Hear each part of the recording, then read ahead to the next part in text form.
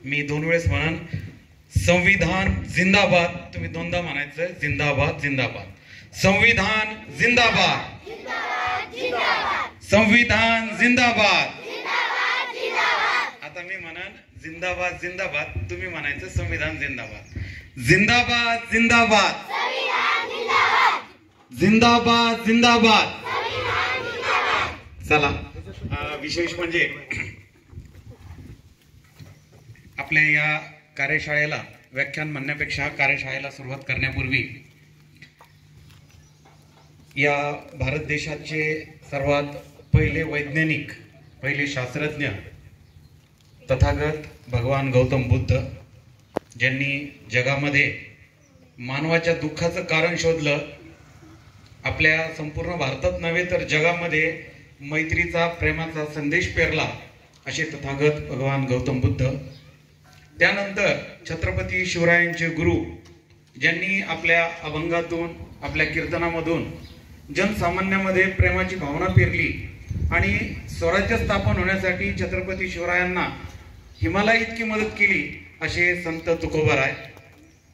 त्यानंतर हिंदवी स्वराज्य स्थापन करून आपण जे संविधानाचं आज मूल्य शिकणार आहोत, जे संविधान शिकणार आहोत, ते संविधान आपल्या स्वराज्यामध्ये खऱ्या अर्थानं स्थापन करून त्या स्वराज्यामध्ये समता, स्वातंत्र्य, न्याय, बंधुता याचे स्तंभ उभारणारे, अखंड भारताचं आराध्य दैवत छत्रपती शिवाजी महाराज, छत्रपती शिवाजी महाराजांना गुरु मानणारे, छत्रपती शिवाजी महाराजांची समाधी शोधून त्यांची पहिली जयंती साजरी करणारे, त्यांच्यावर 1 नाही 2 नाही 1000 ओळींचा पोवाडा लिहून त्यांना खऱ्या अर्थानं विनम्र अभिवादन करून शिवाजी महाराजांसारखं व्यक्तिमत्व जगभर पोहोचवणारे, आपल्या निरक्षर पत्नीला हातामध्ये लेखणी घेऊन तिला अगोदर लिहायला वाचायला शिकवून या समस्त भारतातल्या स्त्रियांचा उद्धार करते क्रांतीसूर्य महात्मा ज्योतिबा फुले, त्यांच्याच खांद्याला खांदा लावून सावलीसारखं त्यांचं कार्य पुढे नेणाऱ्या क्रांतीज्योती, ज्यांचं आपण आताच पूजन केलेलं आहे, सावित्रीमाई फुले. आपण मागील काही दिवसापासून एका आंदोलनात शब्द ऐकतोय, आरक्षण आरक्षण. तर त्या आरक्षणाचं काय तेही आपण नंतर बघू, परंतु आरक्षणाचे जनक, वसतिगृहाचे जनक, ज्यांना खऱ्या अर्थानं लोकराजा म्हणतात, असे राजश्री शाहू महाराज आणि या सर्व महापुरुषांचा विचार, ज्यांनी आपल्या लेखणीच्या जोरावर संविधानामध्ये नियमबद्ध केला आणि भारतातल्या प्रत्येक मानवाला, प्रत्येक माणसाला स्वातंत्र्य बहाल केलं, असे भारतीय संविधानाचे शिल्पकार विश्वरत्न डॉक्टर बाबासाहेब आंबेडकर आणि आपल्या लेखणीनं जगभर या भारतातल्या दीनदलितांचं, गरिबांचं, शेतकऱ्यांचं दुःख मांडणारे साहित्य सम्राट अण्णाभाऊ साठे आणि समस्त महामानव, ज्यांनी मानवाच्या कल्याणासाठी, सुखासाठी आपला प्राण दिला, आयुष्य दिलं, त्या सर्व महापुरुषांना सर्वप्रथम मी विनम्र अभिवादन करतो. तसेच आजची PM श्री शाळा, जिल्हा परिषद प्राथमिक शाळा सोनदेव, केंद्र पिंपळवाडी या शाळेचे मुख्याध्यापक आदरणीय घाडगे सर, तसेच या शाळेचे प्राथमिक पदवीधर शिक्षक, ज्यांनी आत्ताच PM श्री शाळेचा विदर्भाचा दौरा करून आपल्या शाळेसाठी खूपसं असं काही नवीन इथं घेऊन आलेले आहेत, असे आमचे मित्र आदरणीय दलाल सर, तसेच श्री डोईफोडे सर, तरुण श्री हिगडकर सर, आमचे मित्र अरुण साबळे सर, इथं उपस्थित असलेले शालेय व्यवस्थापन समितीचे उपाध्यक्ष बिलहोरे सर, अशोक मागाडे सर आणि आत्ताच ज्यांनी आपल्याला एका सुंदर अशा कवितेमधून आणि छानशा अशा छोट्याशा उदाहरणामधून सावित्रीमाईंचं जे आपलं वर्णन केलेलं आहे आणि आपल्यामध्ये एक उत्साह संचारला, असे आमचे मित्र जे विविध सामाजिक चळवळीमध्ये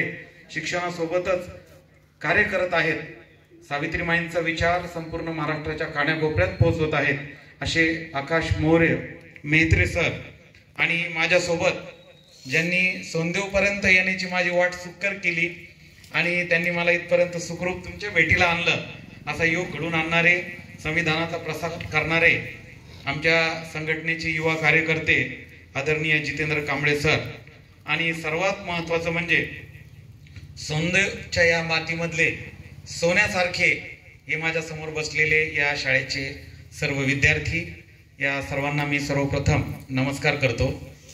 तर सर्व विद्यार्थ्यांनी एकदा जोरदार टाळ्या वाजवायच्या स्वतःसाठी.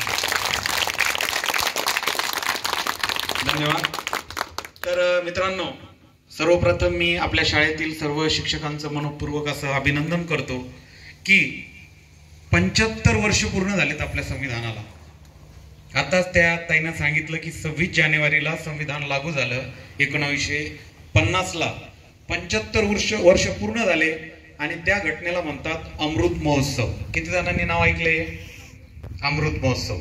ज्या घटनेला 75 वर्ष पूर्ण होतात त्याला अमृत महोत्सव असे म्हणतात. आणि आपली शाळा पीएमश्री मध्ये आली आणि त्या पीएमश्री शाळेमधला हा उपक्रम अतिशय सुंदर पद्धतीने सादर करण्यासाठी हे अतिशय सुंदर नियोजन यांनी केलेलं आहे.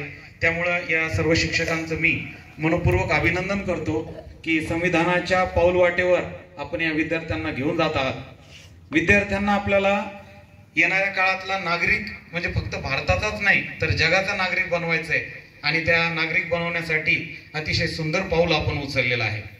तर आता आपण या संविधानामध्ये काय आहे, हे संविधान कसं तयार झालं, या संविधानाचा आपल्याला काय फायदा झाला, हे संविधान आम्ही कसं वाचायचंय, या संविधानामध्ये आणखीन काय आहे, हे संविधान म्हणजे नेमकं काय, असे छोटे छोटे प्रश्न आपल्या मनामध्ये पडलेले असतात.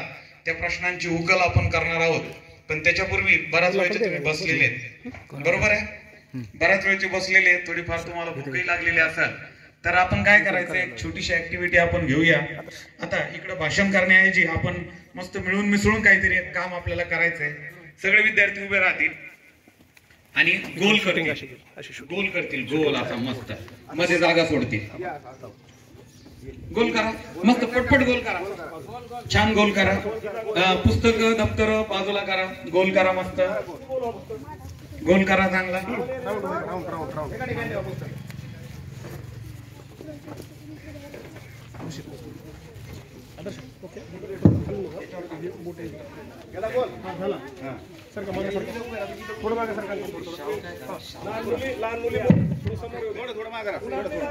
बस बस बोलत नका, थोडं माग गोल गोल आला पाहिजे, गोल झालं सर्वांना. या पुढे बरं, सर्व पहिली दुसरी तिसरी आठवीचे विद्यार्थी सगळे चला, पहिलीचे हात वर करा, पहिलीवाले हात वर करा, दुसरीवाले हात वर करा. काहीतरी जादू बघू आपण. असू शकते का बरं जादू? काही नाही ना, जादू असते का? जादू ही अंधश्रद्धा असते, जादू नसते. जे विद्यार्थी संविधान शिकतात, ज्यांना इथले जसे शिक्षक आहेत छान छान असे सर असतात, ते विद्यार्थी काही जादू वगैरे मानत नाही. चला, तर विद्यार्थ्यांनो पहिलीवाल्यांना दिसले? बर, थोडे थोडे समोर समोर या, थोडे थोडे समोर समोर या. आता मी काही सूचना देतोय तुम्हाला. ऍक्टिव्हिटी करूया. पहिलीवाले समोर या. कारण आता आम्ही काय करू, सगळे सर लोक बाहेर येऊ असे. हा, या सगळे बाहेर या. दिसतंय सर्वांना? तर हे जे चॉकलेट आहेत तुमच्या समोर आपण ठेवलेत, बरोबर आहे? आता मी काय करणार, 1 2 3 असं म्हटल्याबरोबर तुम्ही ते चॉकलेट घेऊन टाकायचे.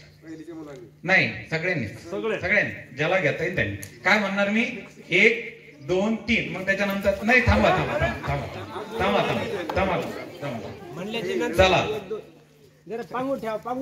1 नाही नाही नाही नाही, मग हेतू साध्य होत नाही, हेतू साध्य होत. 2 3.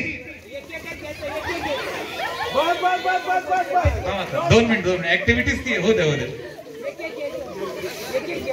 नाही, चला या बाहेर या, चला बाहेर या, चला बाहेर या.